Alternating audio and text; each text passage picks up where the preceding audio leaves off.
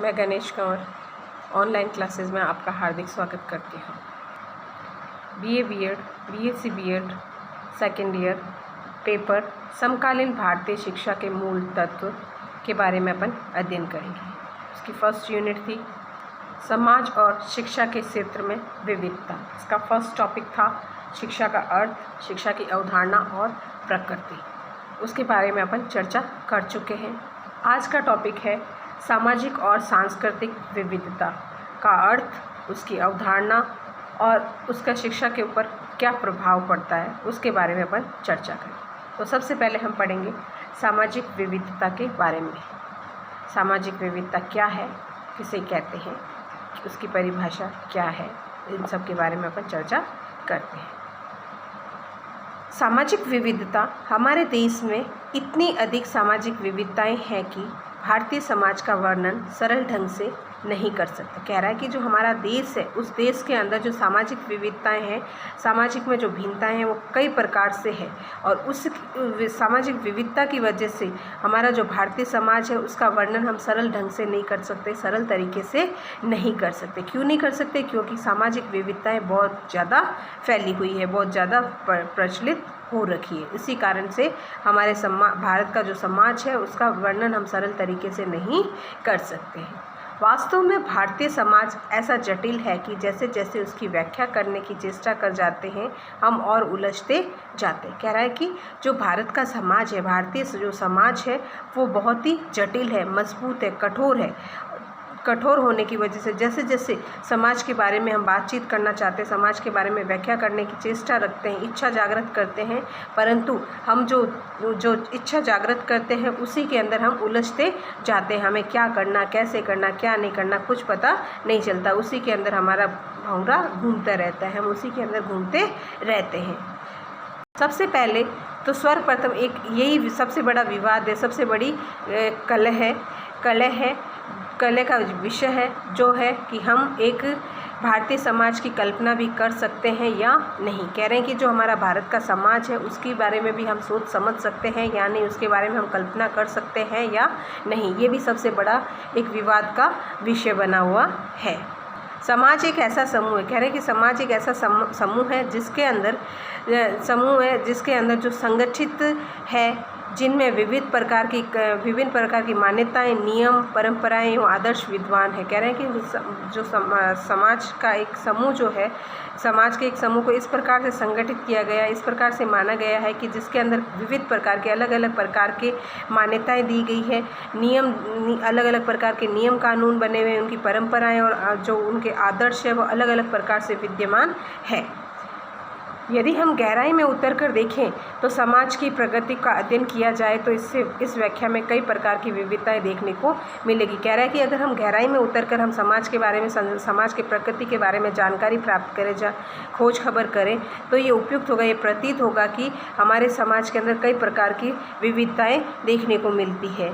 ये सत्य है कि भारतीय समाज में विभिन्न जातियाँ, कह रहा है कि ये सत्य है, ये बात सही है कि भारतीय समाज के अंदर कई प्रकार की जातियाँ कई प्रकार से जाति के, धर्म के एवं आध्यात्मिक विचारधाराओं का संकलन है। कह रहा है कि हमारा जो समाज है, भारत का जो समाज है, उस समाज के अंदर अलग अलग धर्म के, अलग अलग जातियों के, अलग अलग आध्यात्मिक विचारधाराओं के लोग भी रहते हैं और उनके सबके विचार एक से नहीं होते, सबके अलग अलग विचार होते हैं।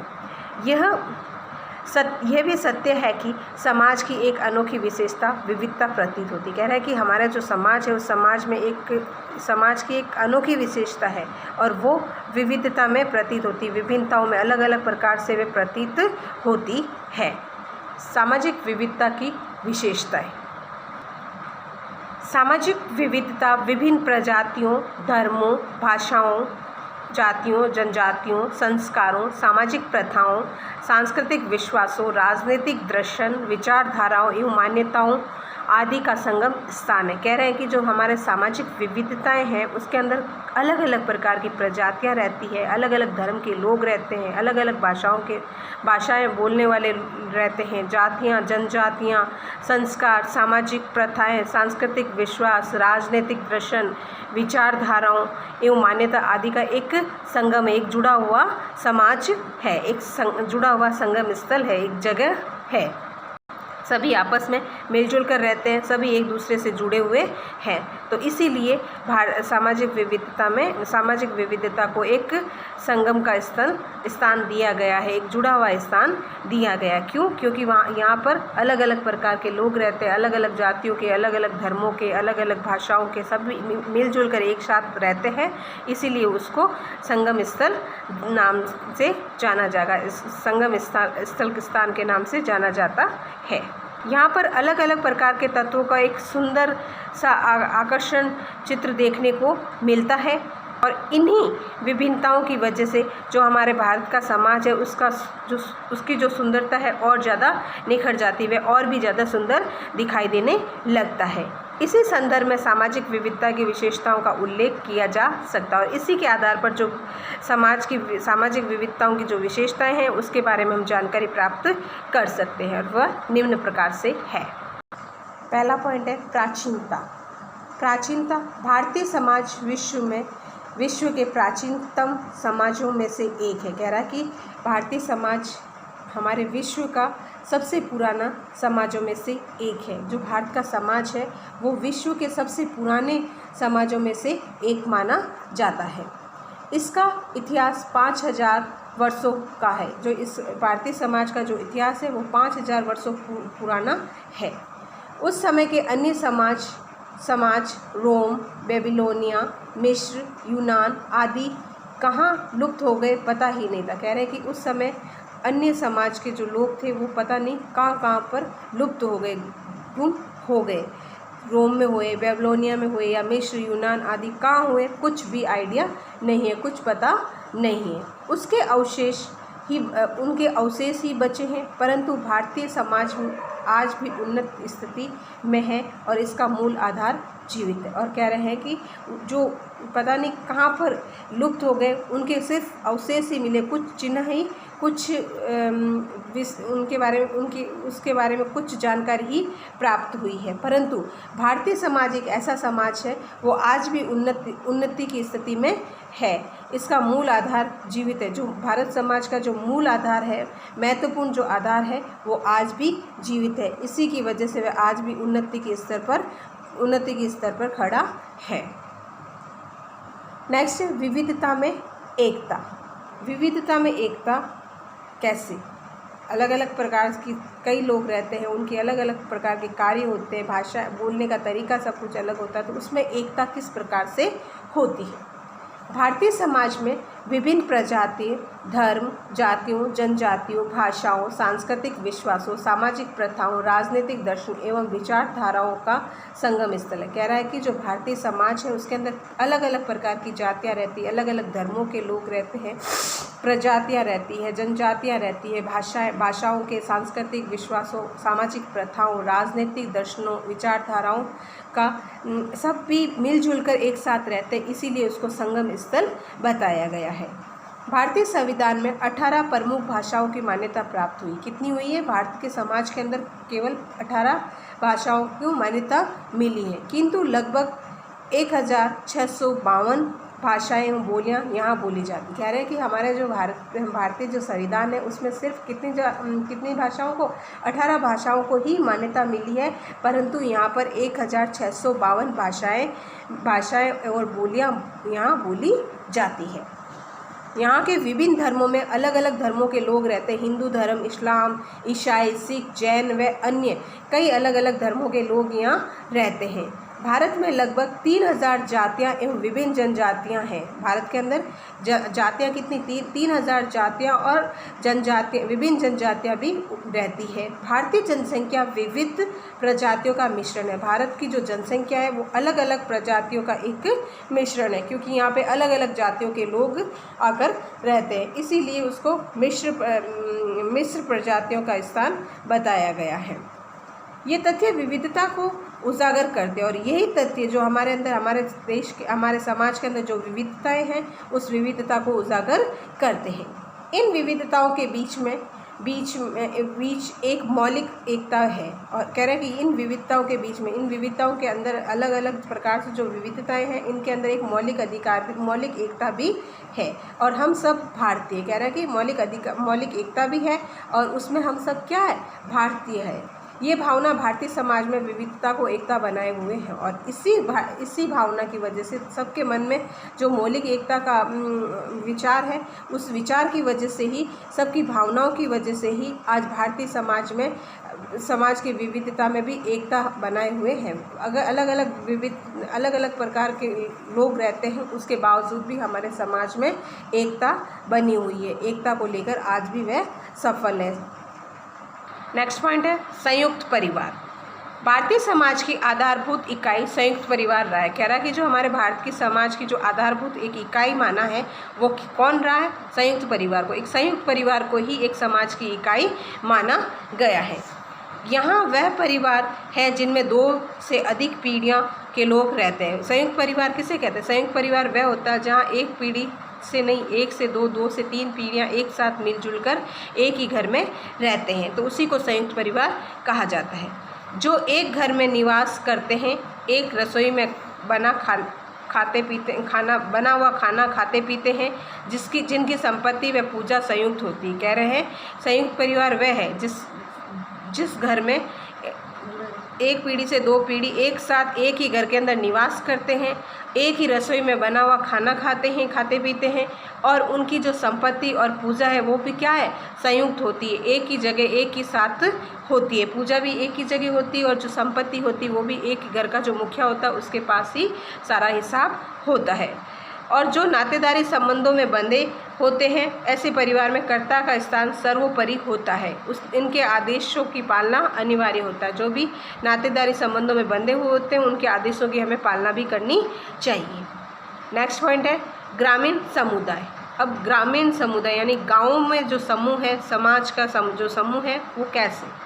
भारतीय समाज की आधारभूत इकाई ग्रामीण समुदाय भी है। कह रहा है कि जो भारत के समाज की जो इकाई है उसको ग्रामीण समुदाय को भी माना गया है। इसका अधिकांश आबादी गाँवों में भी निवास करती है। ज़्यादा से ज़्यादा जो भारतीय समाज की जो आबादी है वो कहाँ पे निवास करती है? गाँवों के अंदर भी निवास करती है। शहरों में बहुत कम निवास करती है, पर गाँवों में अधिक से अधिक निवास करती है। इसलिए भारत को गाँवों का देश भी कहा जाता है। इसीलिए भारत को क्या कहा जाता है? गाँवों का देश कहा जाता है। क्यों कहा जाता है? क्योंकि गाँवों में जो भारत की जनसंख्या है वो ज़्यादा से ज़्यादा निवास करती है। भारतीय ग्रामीण समुदाय एक निश्चित क्षेत्र के अंतर्गत रहने वाला वह समूह है जहाँ अनौपचारिक व प्राथमिक संबंध पाए जाते हैं। कह रहे हैं कि जो भारतीय ग्रामीण समुदाय एक निश्चित क्षेत्र के अंतर्गत, एक फिक्स क्षेत्र में रहने वाले के अंतर्गत रहने वाले एक फिक्स क्षेत्र में रहने वाला वह समूह है जहां अनौपचारिक और प्राथमिक संबंध पाए जाते हैं। एक दूसरे के साथ अनौपचारिक और प्राथमिक संबंध बनाए रखते हैं, पाए जाते हैं। उसी के आधार पर जिनमें हम की भावना, कृषि प्रधानता, प्रकृति से संबंध, सरलता, समानता एवं सादगीपन होता है। कह रहा है कि जिस वजह से किसी के अंदर भी हम की भावनाएं ना होना, कृषि की प्रधानता होना, प्रगति से आपस में संबंध होना, सरलता व समानता एवं सादगीपन भी होता है। गाँव में रहने वाले जो लोग होते हैं उनका जो व्यवहार होता है वो एकदम सरल, समानता और सादगीपन वाला भी होता है। उसके अंदर हम की भावनाएं भी नहीं होती है। कृषि की प्रधानता होती है, कृषि को ज़्यादा महत्वता दी जाती है। भारतीय व्यक्ति की पहचान गांव, जाति और परिवार से ही होती है। जो भारतीय व्यक्ति जो है, भारत में रहने वाला जो व्यक्ति है उसकी पहचान किससे होती है? उसकी जाति से, उसके परिवार से और उसके गांव से ही होती है। उसी से हम आइडिया लगा लेते हैं कि ये व्यक्ति कहाँ का निवासी है। नेक्स्ट है आश्रम व्यवस्था। भारतीय समाज को आश्रम व्यवस्था के माध्यम से भी समझने की चेष्टा की जाती है। कह रहे भारतीय समाज जो है उसको आश्रम के रूप में भी समझा जाता है। आश्रम के माध्यम से भी उसकी जो समझने की चेष्टा है वो की जाती है। इसके अनुसार मानव जीवन को 4 आश्रमों में बांटा गया। कितने आश्रमों में बांटा गया? मानव जीवन को 4 आश्रमों में बांटा गया है। ब्रह्मचार्य, गृहस्थ, वानप्रस्थ और संन्यास। 4 आश्रम हैं। कौन कौन से? ब्रह्मचार्य, गृहस्थ, वानप्रस्थ और संन्यास। ये चारों ही आश्रम की व्यवस्था के माध्यम है। इसके अनुसार मानव जीवन को 4 प्रथम अवस्था ब्रह्मचार्य आश्रम, में ब्रह्मचार्य की पालना करते हुए गुरु के संरक्षण में अध्ययनरत रहना पड़ता है। कह रहा है कि पहला आश्रम जो था वो है ब्रह्मचार्य का। इसमें क्या किया जाता है? प्रथम अवस्था में ये होता है, ब्रह्मचार्य आश्रम में ब्रह्मचार्य की पालना की जाती है। ब्रह्मचार्य जो आश्रम होता है उसके अंदर जो ब्रह्मचार्य व्यक्ति जो होता है उसकी पालना की जाती है और गुरु के संरक्षण में रह करके शिक्षा प्राप्त की जाती है, अध्ययन करना पड़ता है।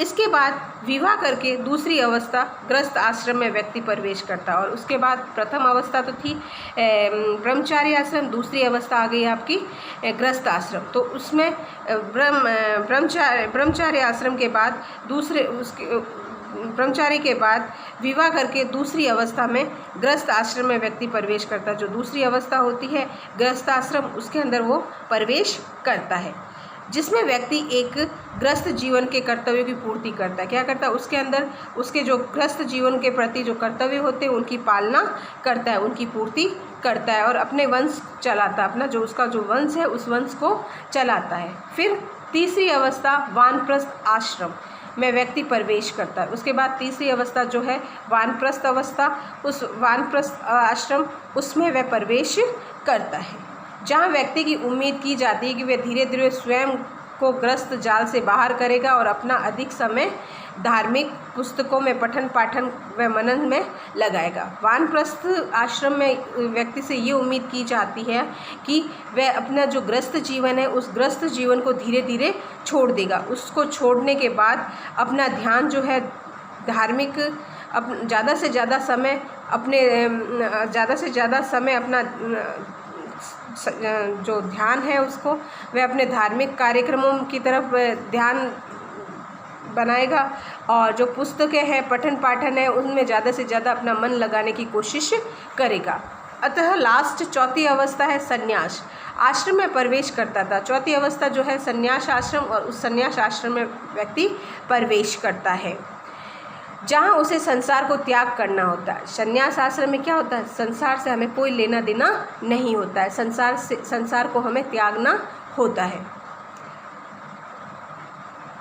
इस अवस्था में वह सन्यासी का जीवन व्यतीत करते हुए अपने अनुभवों से संसार को सत्य मार्ग से परिचित कराता है। और इस अवस्था में जो चौथी अवस्था होती है, इस अवस्था के अंदर व्यक्ति अपने सन्यासी का जीवन जो होता है उसको व्यतीत करता है, उस सन्यासी जीवन को व्यतीत करता है, उस सन्यासी जीवन को ग्रहण निकालता है। किस प्रकार से व्यतीत करता हुए जो भी उसके अनुभव, जो भी उसको अपने संसार के प्रति सत्य मार्ग की ओर परिचित करने के लिए जो अनुभव बताए जाते हैं उनके बारे में वह अनुभवों को प्राप्त करता है और संन्यास जीवन किस प्रकार से व्यतीत किया जाता है उसके बारे में सोचता है।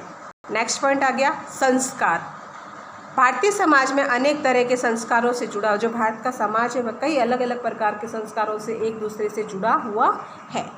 ये संस्कार व्यक्ति के गर्भ धारण से प्रारंभ होते हैं तथा मृत्यु के बाद तक चलते रहते हैं। कह रहे हैं कि जी ये जो संस्कार है व्यक्ति का जन्म होता है, जन्म होने से पहले ही माँ के गर्भ में रहता है, उसी गर्भ धारण से प्रारंभ होता है और मृत्यु के बाद तक चलता रहता है। गर्भधारण संस्कार, छठी संस्कार, नामकरण, अन्नप्राशन, चूड़ाकर्म, उपनयन, वेदारंभ, विवाह, श्राद्ध एवं वर्षी आदि संस्कार हिंदू के, ये सारे जो संस्कार है ये संस्कार किसके हैं? हिंदू के संस्कार है। इसी तरह मुसलमानों में भी जन्म, विवाह, मृत्यु के अतिरिक्त अनेक संस्कारों के बंधन है। कह रहे हैं कि ये तो हिंदू संस्कार थे और इनके अलावा जो मुसलमानों के जो संस्कार है वो है जन्म है, विवाह है और मृत्यु। इनके अलावा भी कई अनेक अलग अलग प्रकार के संस्कार है, वो उन संस्कारों के बंधन में बंधा हुआ है। नेक्स्ट पॉइंट है अंधविश्वास मूलक। भारतीय समाज अंधविश्वास मूलक धारणाओं से जुड़ा हुआ है। भारत का जो समाज है उसके अंदर चारों तरफ से अंधविश्वास ही फैला हुआ है, अंधविश्वास की भावनाओं को उत्पन्न करता है, उससे वह जुड़ा हुआ है। कोई भी महत्वपूर्ण कार्य हो उसमें शुभ मुहूर्त को देखा जाना अनिवार्य। कह रहा कि चाहे कोई भी कार्य हो उस कार्य को करने के लिए शुभ मुहूर्त देखना बहुत ही जरूरी है। बिना मुहूर्त देखे हुए कोई भी कार्य वह नहीं करते। क्यों नहीं करते? क्योंकि उनके अंदर अंधविश्वास की भावनाएं उत्पन्न है। अंधविश्वास की भावनाएं उत्पन्न होने की वजह से हर एक कार्य को करने से पहले वह उसका मुहूर्त जरूर देखते हैं। शुभ मुहूर्त के द्वारा ही वह उस कार्य को संपन्न करते हैं।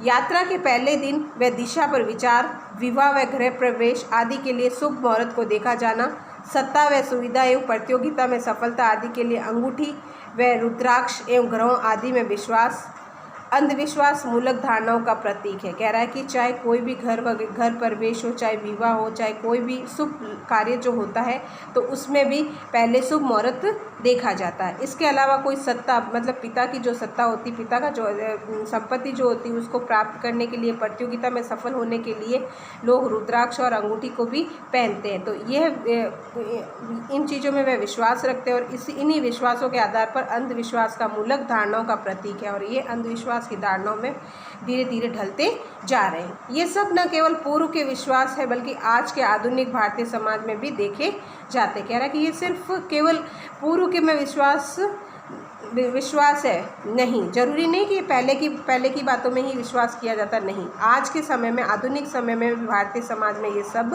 देखने को मिलता है। नेक्स्ट पॉइंट आ गया सामाजिक विविधता में शिक्षा का प्रभाव। अब सामाजिक विविधता के अंदर शिक्षा का क्या प्रभाव पड़ता है। हर समाज की अपनी भाषा, रहन सहन एवं खान पीन का ढंग होता है। कह रहा है कि चाहे कोई भी समाज क्यों ना हो, उस समाज की अपनी खुद की भाषा होती है, अपना खुद का रहन सहन का तरीका होता है, खाने पीने का भी ढंग अपना होता है। तो सबका अपना, हर एक समाज का अपना अपना ढंग होता है, अपनी मान्यताएं एवं विश्वास होते हैं और इनकी खुद की भी मान्यताएं होती है और खुद का ही कोई ना कोई विश्वास होता है। इसी सांस्कृतिक आधार पर शिक्षा की नींव रखी जाती है और इसी के आधार पर जो शिक्षा की नींव है वह नींव रखी जाती है। जो शिक्षा इस आधार को छोड़कर चलने का प्रयास करती है वह कभी भी अपने लक्ष्य को प्राप्त नहीं कर पाती। कह रही कि जो भी शिक्षा इस आधार को, जो अपने समाज के प्रति जो जितने भी कर्तव्य हैं उन कर्तव्यों को छोड़कर अगर चलने का प्रयास करती है तो वह अपने लक्ष्य को आसानी से प्राप्त नहीं कर सकती, अपने लक्ष्य तक आसानी से नहीं पहुँच सकती। इसीलिए हमारे समाज की जितने भी जो कर्तव्य हैं उन कर्तव्यों के आधार पर ही हम अपनी शिक्षा की नींव रख सकते हैं और उसी नींव के आधार पर शिक्षा का जो आधार है उसको छोड़ने का प्रयास नहीं किया जा सकता। अगर उस प्रयास को छोड़ दिया जाता, उस प्रयास को बार बार छोड़कर चलने का आधार को, शिक्षा के आधार को अगर छोड़कर चलने का हम बार बार प्रयास करते हैं तो हम हमारा जो लक्ष्य होता है उस लक्ष्य को आसानी से प्राप्त नहीं कर सकते हैं। तो लक्ष्य को प्राप्त करने के लिए जो शिक्षा की नींव रखी जाती है उसमें विश्वास रखना जरूरी है। विश्वास के आधार पर ही हम हमारे लक्ष्य को प्राप्त कर सकते हैं।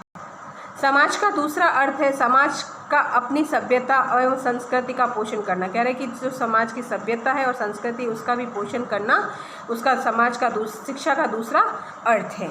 शिक्षा के द्वारा प्रत्येक समाज में ऐसे व्यक्ति तैयार करने चाहिए जो अपनी सभ्यता एवं संस्कृति के अनुसार आचरण करें। कह रहा है कि प्रत्येक समाज के अंदर, हर एक समाज के अंदर ऐसे व्यक्ति को तैयार करना चाहिए जो व्यक्ति अपनी संस्कृति और अपनी सभ्यता के अनुसार आचरण कर सके, उसके जो नियम कानून जो भी उन कानूनों को आराम से निभा सके, उनके कर्तव्यों के अनुसार चल सके। शिक्षा द्वारा हमें आने वाली पीढ़ी को इससे भी परिचित कराना चाहिए। कह रहे हैं कि शिक्षा के द्वारा हमारी जो आने वाली जनरेशन है उन जनरेशन को भी सामाजिक विविधता के बारे में परिचित करवाना जरूरी है, उसके बारे में भी उनको भी बताना चाहिए कि हम क्या है, हम क्या हो सकते। कह रहे हैं कि हम क्या हैं, कैसे हैं, क्या हो सकता है, इन सब चीज़ों के बारे में उनको बताना, परिचित कराना बहुत ही ज़रूरी है। कोई शिक्षा समाज का विकास कब कर सकती। कह रहे कि कोई भी समाज हो वह शिक्षा का विकास कब कर सकती, कोई भी शिक्षा समाज का विकास कैसे कर सकती, जब वह समाज की बदलती हुई स्थिति को पहचान सके। कह रहा है कि जो हमारी समाज की स्थिति है वो बदल रही है, उस बदलती हुई स्थिति को हम पहचान सकते हैं या उसकी आवश्यकताओं को समझ सकते हैं। अतः शिक्षा को समाज के प्रति इस कर्तव्य का निर्वाह अवश्य करना चाहिए। कह रहे हैं कि हमारी जो समाज की बदलती हुई स्थिति को हम पहचान सकें या उसकी जो आवश्यकताएं हैं उसको हम आवश्यकताओं को समझ सके तो ही हम शिक्षा के समाज के प्रति इस कर्तव्य को अवश्य जो भी समाज के प्रति शिक्षा का जो कर्तव्य है उस कर्तव्य को हम आसानी से पूरा कर सकते हैं। शिक्षा समाज के लिए भी तभी लाभप्रद हो सकती है जब उसकी बदलती हुई स्थितियों और आवश्यकताओं की पूर्ति के लिए उचित पाठ्यचर्या प्रस्तुत कर सके। कह रहे हैं कि जो शिक्षा है वो समाज के लिए तभी लाभप्रद हो सकती है, समाज के लोगों के लिए, बच्चों के लिए, व्यक्तियों के लिए तभी लाभप्रद हो सकती है जब उसकी बदलती हुई स्थिति में जो परिवर्तन आ रहा है, उस परिवर्तन की वजह से जो भी उसकी आवश्यकताएं हैं, आवश्यकताओं की पूर्ति हो रही है और उसका जो उचित पाठ्यक्रम है, पाठ्यचर्या है, उसको प्रस्तुत कर सके, उसके बारे में हर एक जानकारी दे सके। तो शिक्षा के पाठ्यचर्या लचीली होनी चाहिए। शिक्षा की पाठ्यचर्या जो है वो कैसी होनी चाहिए? लचीली होनी चाहिए, जिससे कि बच्चों को आसानी से समझ आ सके और उसके जो भी कार्य होता है वो बच्चे आसानी से उस कार्य को पूरा भी कर सकते हैं, जिसमें बदलती हुई परिस्थिति के अनुसार परिवर्तन किया जा सकता है। और उसके अंदर जो भी परिवर्तन किया, जैसे जैसे हमारी परिस्थिति बदलती रहती है, उस परिस्थिति के अनुसार उसमें हम क्या कर सकते हैं? परिवर्तन भी कर सकते हैं। अगर वही पाठ्यचर्या लचीली नहीं होगी तो उसके अंदर परिवर्तन करने में हमें कई समस्याओं का सामना करना पड़ता है। इसके अतिरिक्त शिक्षा को समाज के प्रत्येक सदस्य की रचनात्मक एवं संरचनात्मक प्रवृत्तियों का विकास भी करना चाहिए। कह रहे हैं कि इन सब के अलावा भी शिक्षा को समाज के जो प्रत्येक सदस्य, समाज के अलग अलग प्रकार के जो सदस्य हैं, उन सभी सदस्यों को शिक्षा के प्रति रचनात्मक और सृजनात्मक प्रवृत्तियों में भी विकास करना चाहिए। जो रचनात्मक है, रचना करके जो कार्य किए जाते हैं या उनका भी विकास पूर्ण रूप से करना चाहिए। आज जब हम अपने देश के लिए विखंडनकारी प्रवृत्तियों पर विचार करें, जो अलग अलग भागों में विखंडित हो चुकी है, उन प्रवृत्तियों के बारे में हम लोग विचार कर रहे हैं, उन्हें दूर करने के लिए दृढ़ प्रतिज्ञा, उनको दूर करने के लिए जो भी हम दृढ़ निश्चय लेते हैं, तो निश्चय ले रहे हैं, तब हमें शिक्षा की मेहनती शक्ति का हृदयंगम कर लेना होगा। कह रहे हैं कि जो शिक्षा है उसको महत्वता पूर्व अपने हृदय के अनुसार उसको समझ करके पूरा करना होगा। हमारा प्रयत्न होना चाहिए कि इस शक्ति का प्रयोग नव संस्कृति का सृजन में करें। कह रहे हैं कि हमें बार बार उस चीज़ का प्रयत्न करते रहना चाहिए कि जो हमारी शिक्षा के लिए महत्वता है, जो हमारी शिक्षा हमारे समाज के लिए जो महत्वपूर्ण तरीके से है, उसकी शक्ति का प्रयोग हमें नव संस्कृति यानी नई जो संस्कृति का सृजन होने वाला उसके लिए भी करना चाहिए। नमस्कार। अगर आपको मेरा ये वीडियो पसंद आया है तो आप इसे लाइक करें, सब्सक्राइब करें और शेयर करें। नमस्कार।